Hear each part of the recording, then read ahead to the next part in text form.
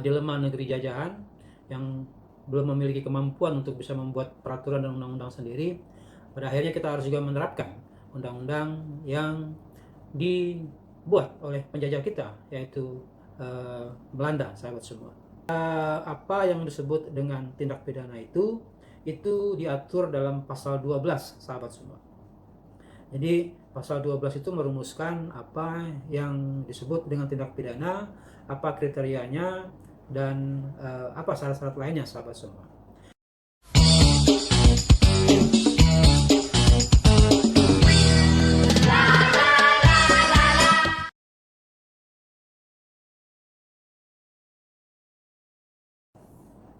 Sahabat, jumpa lagi dengan catatan hukum. Kali ini kita akan coba bahas sedikit yang teoritis, sahabat semua, dalam program Apa Hukumnya. Kali ini kita akan coba mendalami apa yang dimaksud dengan tindak pidana. Sebagaimana yang kita ketahui bahwa di awal tahun 2026 ini, Kitab Undang-Undang Hukum Pidana yang baru, yaitu Undang-Undang Nomor 1 Tahun 2023, sudah mulai diberlakukan, sahabat semua.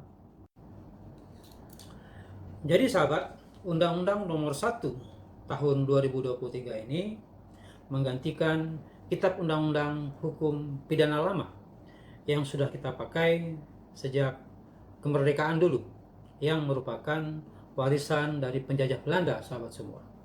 Jadi sejak kemerdekaan kita sampai akhir tahun 2025 kemarin, itu kita masih menggunakan undang-undang buatan penjajah Belanda.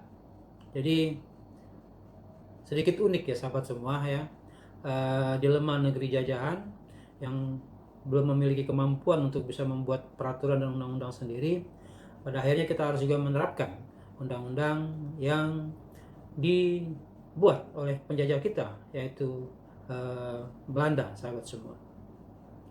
Namun demikian, memang kerja keras pemerintah legislatif dibantu dengan para pakar hukum kita yang ternama, sahabat semua, dukungan universitas dan sebagainya, akhirnya disepakatilah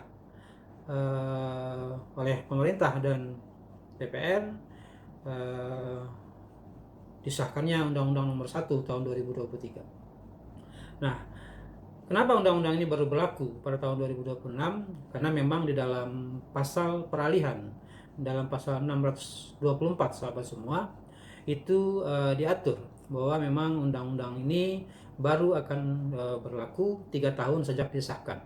Nah, memang jangka waktu 3 tahun ini sebetulnya sebagai rentang waktu bagi kita untuk mempersiapkan diri segala sesuatu infrastrukturnya, untuk sosialisasi juga terutama, sehingga ketika Undang-Undang Nomor 1 Tahun 2023 itu diterapkan menjadi hukum positif dalam bidang pidana kita, maka sedikit banyaknya sudah ada kesiapan, terutama dari para aparat penegak hukum, sahabat semua.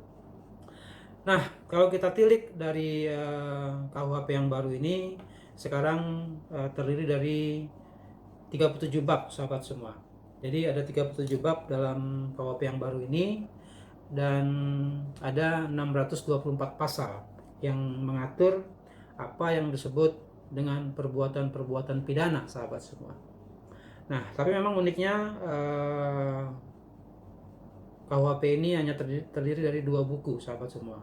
Yang buku pertama itu terkait dengan ketentuan umum, kemudian buku kedua itu langsung mengatur tentang tindak pidana, sahabat semua. Kalau KUHP yang lama itu ada 3 buku. Yang buku pertama itu mengenai ketentuan umum, buku kedua tentang pelanggaran, buku ketiga baru mengatur tentang kejahatan, dalam artian tindak pidana yang lebih serius sifatnya, sahabat semua. Nah, jadi 624 pasal ini mengatur keseluruhannya apa yang disebut dengan tindak pidana. Nah, sekarang kita coba dalami dulu apa yang sebetulnya dimaksud dengan tindak pidana itu, sahabat semua. Nah, sebelum kita coba dalami, saya mengingatkan kembali bahwa apa yang diatur dalam pasal-pasal di dalam KUHP ini, sahabat, inilah yang disebut dengan hukum pidana material, sahabat semua. Jadi secara umum hukum positif pidana itu terbagi dua. Ada hukum pidana material dan ada hukum pidana formil, sahabat semua. Nah, hukum pidana material itu mengatur tentang delik, ya, tentang norma-normanya, tentang pengaturannya apa-apa saja yang dirumuskan sebagai sebuah tindak pidana, apa unsur-unsurnya, kemudian apa ancaman hukumannya apabila perbuatan tersebut dilakukan oleh warga negara atau oleh setiap orang yang berada dalam wilayah hukum Republik Indonesia, sahabat semua. Nah, jadi hukum material itu artinya substansi atau materi dari pengaturan tentang pidana itu, sahabat semua. Nah, kemudian yang kedua itu ada yang disebut dengan hukum pidana formil. Nah, hukum pidana formil ini adalah hukum acara, sahabat semua. Jadi bagaimana caranya agar hukum material yang diatur di dalam KUHP itu bisa diterapkan atau bisa dilaksanakan, maka diatur bagaimana tata caranya, bagaimana prosesnya, pihak-pihak mana saja yang terlibat dalam penegakannya, maka itu diatur dalam apa yang disebut dengan hukum pidana formil. Nah, hukum pidana formil itu diatur dalam Kitab Undang-Undang Hukum Acara Pidana, sahabat semua, atau KUHAP, yang selama ini kita kenal dengan KUHAP. Jadi ada KUHP, ada KUHAP. Nah, KUHAP sendiri juga baru, sahabat semua, yaitu diatur dengan Undang-Undang Nomor 20 tahun 2026. Tahun 2025, dan juga berlaku berbarengan dengan KUHP, yaitu awal Januari tahun 2026 ini, sahabat semua. Jadi di awal tahun ini kita mendapatkan berkah dalam penegakan hukum kita, yaitu terdapatnya dua hukum positif baru terkait dengan hukum pidana, yaitu yang mengatur tentang hukum materialnya dan hukum formilnya, sahabat semua. Nah, itu sekilas mengenai hukum pidana material dan hukum pidana formil. Kita kembali ke tadi, apa yang disebut dengan tindak pidana.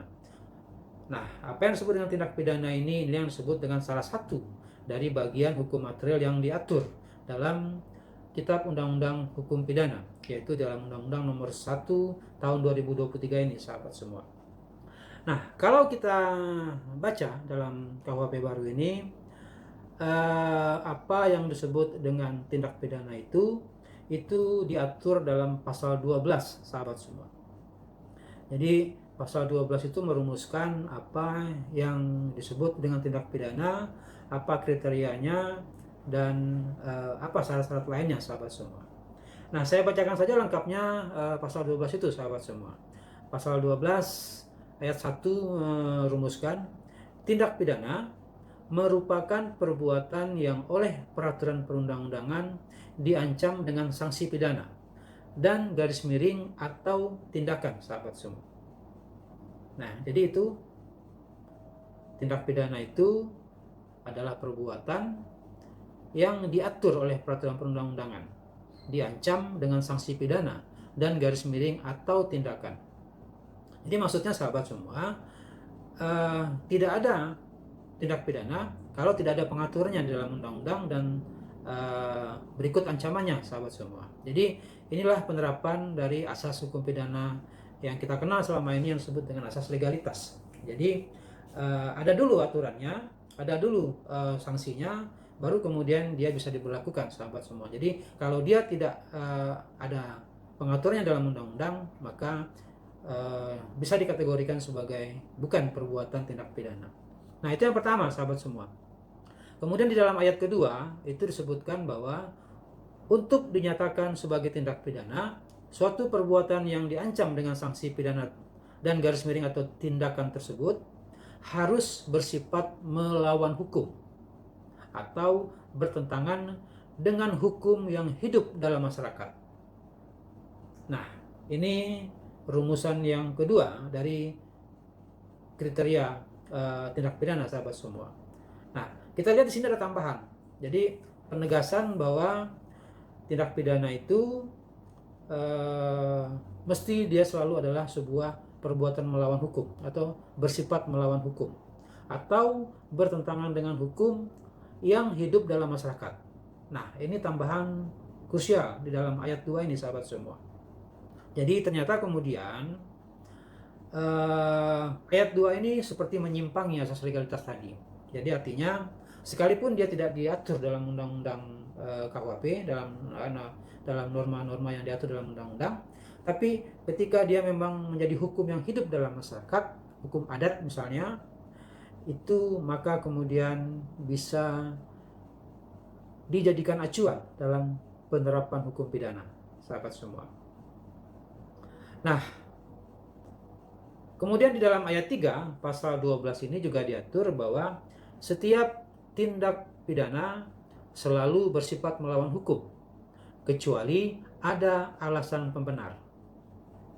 Nah, ini penegasan kembali, sahabat semua, dan penambahan kriteria, yaitu sebuah tindak pidana sekalipun dia bersifat melawan hukum, kemudian juga diatur dalam undang-undang, ada ancamannya, ada sanksinya, tetapi kalau ada alasan pembenar, maka terhadap perbuatan tersebut tidak bisa dijatuhi hukuman, sahabat semua.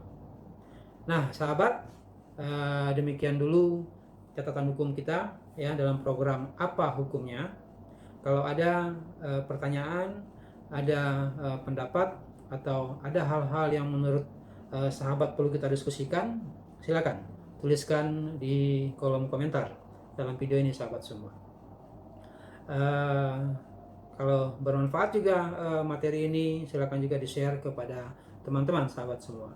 Jadi juga jangan lupa untuk klik like, dan kalau yang teman-teman yang belum subscribe, mohon untuk bisa di-subscribe, sahabat semua.